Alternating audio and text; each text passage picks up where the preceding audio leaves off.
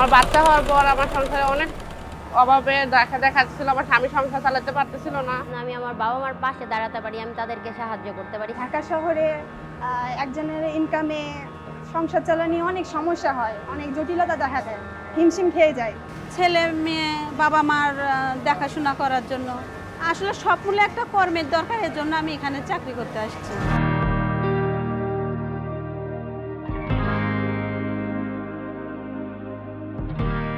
হার না মানা মনোবল, অদম্য সাহস ও পরিশ্রম দিয়ে জীবনের সকল অভাব, দুঃখ, কষ্ট, চাওয়া পাওয়াকে পোশাক শিল্পের নারীকর্মীরা বুননে বুননে সাজায় নতুন দিনের প্রতীক্ষায়।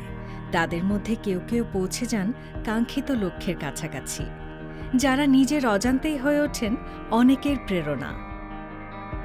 আমি বর্তমানে কোয়ালিটি সুপারভাইজার হিসেবে আছি। প্রথমে আমি কাজ করছিলাম কোয়ালিটি ইন্সপেক্টর, আয়রনম্যান হিসেবে করছি, আবার হেল্পার হিসেবেও করছি এবং অপারেটর হিসেবেও করছি। তারপরে আমাদের নিউ এজ গ্রুপে আসছি 2015 সালে। 2018 সালে হ্যামসে আমি অপারেটর হিসেবে জয়েন করি। 2 বছর যাবত আমি লাইন সুপারভাইজার হিসেবে কাজ করতেছি। 2023 সালে আরেকটা প্রমোশন পেয়েছি ডেপুটি প্রোডাকশন ম্যানেজার হিসেবে। ওখানে ট্রেনিং সুপারভাইজার ছিলাম, অল্প কিছুদিন ছিলাম।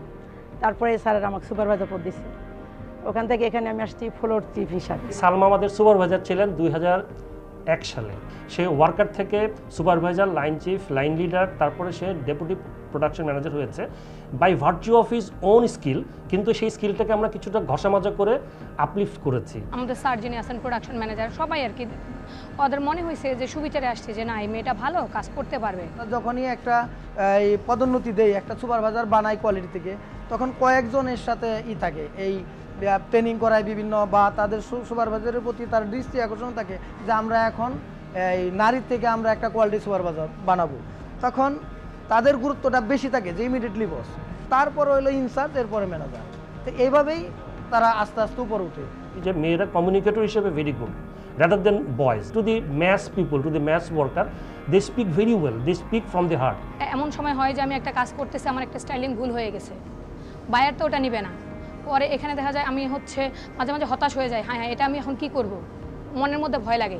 তখন আমার যিনি রিপোর্টিং বস আছেন কোয়ালিটি ইনচার্জ, উনি আমাকে হেল্প করেন। আমি ফলো আপ করি যে লাইন সুপারভাইজারগুলো কীভাবে লাইনগুলো কন্ট্রোল করে, কিভাবে তারা ফলো আপ করে, কিভাবে তারা কাজ করে, এটা ফলো আপ করে দেখে মানে তাদেরকেই জিজ্ঞাসা করতাম যে এটা কীভাবে করা হয়। পরে কাজের পাশাপাশি আমি আবার ওটাও করতাম।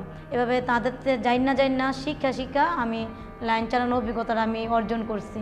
আমি প্রত্যেকটা কাজে চ্যালেঞ্জ না হলে আমার ভালো লাগে না।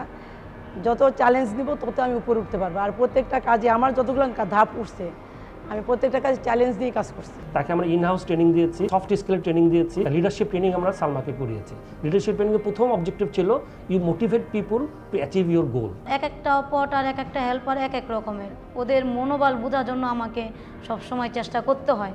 পোশাক শিল্পের এইসব অদম্য নারী কর্মীরা তাদের নিজেদের দক্ষতায় কেবল কর্মক্ষেত্রেই নয়, সামলে নেন পরিবারকেও।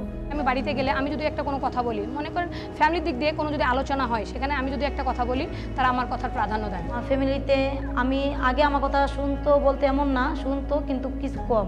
যদি কোনো কিছু সমস্যা হয় ওটা কি করা লাগবে সেটাও আমি বলে দিই, আর তারা আমার কথা খুবই পজিটিভভাবে নেয়। বউ চাকরি করবো, বউ যোগ্যতা আছে, কাজও করতে পারে, সব দিক দিয়ে চালু আছে, হেলে হ্যাঁ চাকরি করবো। পরে আমরা কইছি যাও চাকরি যখন করবা, 2 স্বামী স্ত্রী মিললা বালা সুখে সংসার চালা।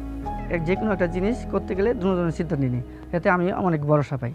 কেয়ার বাংলাদেশ অপরাজিতা প্রকল্প পোশাক শিল্পের নারী কর্মীদের জন্য আয়োজন করে থাকে মৌলিক প্রশিক্ষণ, প্রত্যাশা পরিকল্পনা ও বাস্তবায়ন কর্মশালা, উচ্চতর প্রশিক্ষণ, পেশাগত পদোন্নতির লক্ষ্যে দক্ষতা উন্নয়ন, কর্মক্ষেত্রে যৌন হয়রানি নিরসন ও করণীয় বিষয়ক প্রশিক্ষণ। অপরাজিতা ট্রেনিং এর মাধ্যমে আমি একটা জিনিস আত্মবিশ্বাস পেয়েছি যে আমি একজন মহিলা হলেও আমি এটা পারবো। আমি হেল্পার থেকে যখন অপারেটর হতে পারছি, আমি অবশ্যই একজন অপারেটর থেকে সুপারভাইজার হতে পারবো, একটা লাইন চালাইতে পারবো।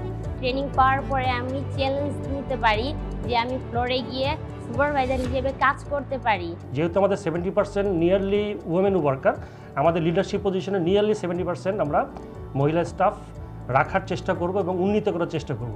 আমাদের অনেক বোনেরা আছে, আপনার সুপারভাইজার আছে। আমাদের সালমা ম্যাডাম হচ্ছে APM, তাহলে আমরা কেন পারবো না? নিজের প্রতি আমার অনেকটা আত্মবিশ্বাস তৈরি হয়েছে, ইনশাআল্লাহ আমরা পারবো। বেলি, সালমা, সোনিয়ার মতো শারমিন, ইলা, বিপাশারা নিজেদের পরিশ্রম, আত্মবিশ্বাস, সাহস ও দক্ষতায় যেমন করে যাচ্ছেন জীবনের বুনন, তেমনি পথ দেখাচ্ছেন হাজারো মানুষকে। পোশাক শিল্পের এই সকল নারী কর্মীদের স্বপ্নযাত্রাকে এগিয়ে নিতে আহ্বান জানাই সংশ্লিষ্ট সকলকে।